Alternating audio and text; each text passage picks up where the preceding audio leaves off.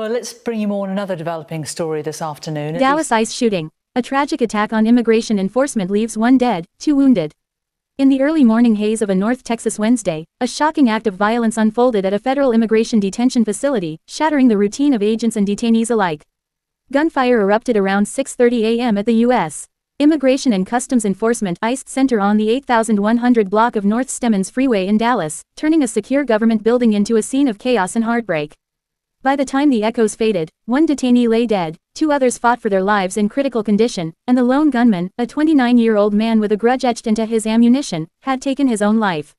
This brazen sniper attack, described by federal officials as targeted violence, has ignited urgent questions about security at immigration facilities, the perils of inflammatory rhetoric, and the human cost of escalating tensions over border policy.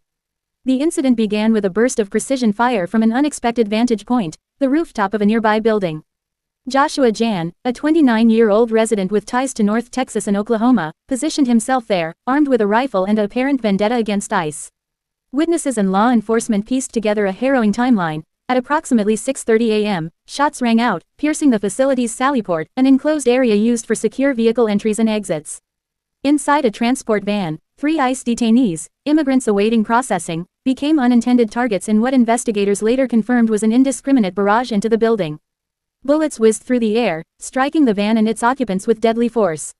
Dallas police received the initial call at 6:30 a.m. and mobilized within minutes, arriving on scene by 6:40 a.m.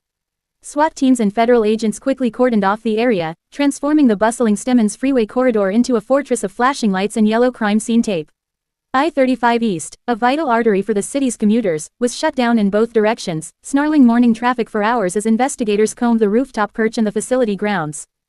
Officers discovered Jahn's gray sedan parked nearby, adorned with a bizarre sign warning of radioactive fallout, a cryptic detail that added to the shooter's enigmatic profile. As agents closed in on the rooftop, Jahn turned the weapon on himself, ending the standoff before it could escalate further. No law enforcement officers were physically harmed, a small mercy in an otherwise devastating morning. But the toll on the detainees was profound. 1, identified only as a Mexican national by the Mexican Consulate General in Dallas, succumbed to his injuries at the scene or en route to the hospital. The other 2 were rushed to area trauma centers, where they remain in critical condition as of Wednesday evening. Their names have not been released, out of respect for their privacy and the ongoing investigation, but ICE officials emphasized that they were nonviolent immigrants simply navigating the complexities of U.S. immigration proceedings. Who was Joshua Jahn? The question lingers like smoke after the gunfire. Born and raised in the region, Jahn's past included a 2015 arrest in Collin County for marijuana possession, a minor infraction that hardly foreshadowed such extreme violence. Searches at his residences in Fairview, Texas, and Durant, Oklahoma, uncovered no manifesto or clear motive, but chilling evidence emerged from the crime scene itself. FBI Director Kash Patel revealed that several bullets recovered near the shooter bore engravings reading, "Anti-ICE," a stark declaration of intent that pointed to deep-seated animosity toward immigration enforcement. This was not random, it was a calculated attack fueled by hatred, Patel stated during a midday briefing, his words underscoring the deliberate nature of the assault. The response from law enforcement was swift and multifaceted, a testament to the tight-knit collaboration between local and federal agencies in the wake of crisis. Dallas Police Chief Daniel Camo took the podium at a joint news conference, his voice steady amid the flashing cameras. "We're going to be working this investigation shoulder to shoulder with our fellow partners," he assured the public, vowing a thorough probe into Jahn's background, potential accomplices, and the origins of his weaponry. Special Agent in Charge Joe Rhetoric of the Dallas FBI Field Office echoed that commitment, framing the shooting as active, targeted violence, and urging the public to come forward with tips. "If any member of the public has information that would help the FBI's investigation, I would ask that you please report that to 1-800-CALL-FBI, Rhetoric implored. Any piece of information will be helpful, but this will be an ongoing investigation between us, a number of federal partners, and our local partners, again, to ensure that anyone responsible is held accountable." Federal heavyweights weighed in with equal gravity. Acting Dallas ICE Field Office Director Joshua Jahn decried the dangers of rhetoric-inspiring violence, a pointed reference to the heated national discourse on immigration that has simmered since the early days of the Biden-Harris administration and intensified under subsequent policies. ICE Deputy Director Madison Sheehan provided a stark visual of the attack. "The shooter fired indiscriminately into the building," she said, painting a picture of bullets ricocheting through concrete walls and chain-link fences. In response to the breach, Department of Homeland Security Assistant Secretary Tricia McLaughlin announced immediate heightened security measures at ICE facilities nationwide, including bolstered perimeter patrols and advanced surveillance upgrades.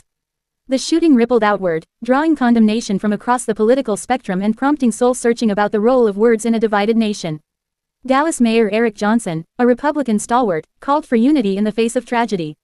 "Let's be patient, let's remain calm, and let's let our law enforcement do their jobs," he urged during an emotional address from City Hall.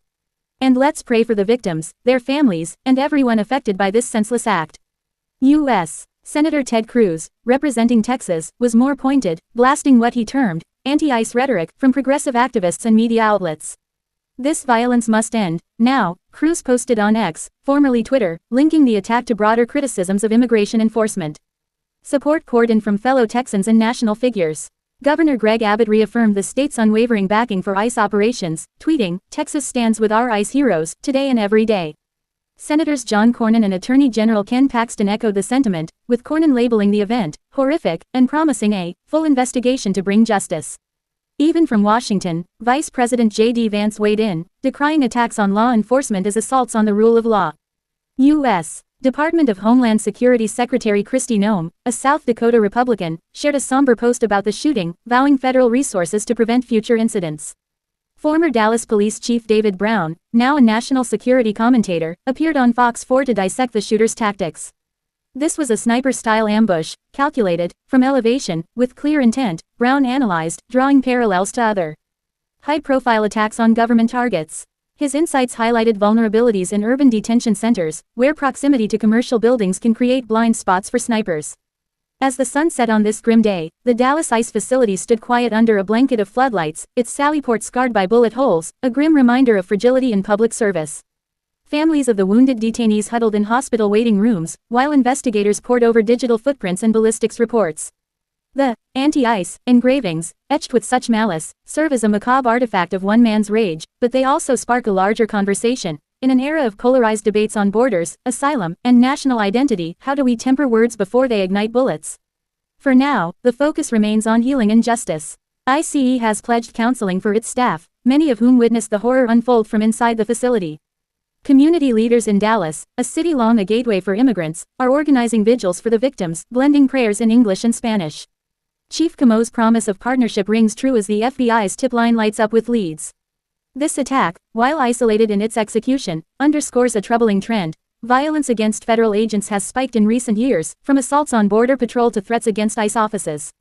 Data from the Department of Homeland Security shows a 30% increase in such incidents since 2020, often correlated with spikes in anti-enforcement protests.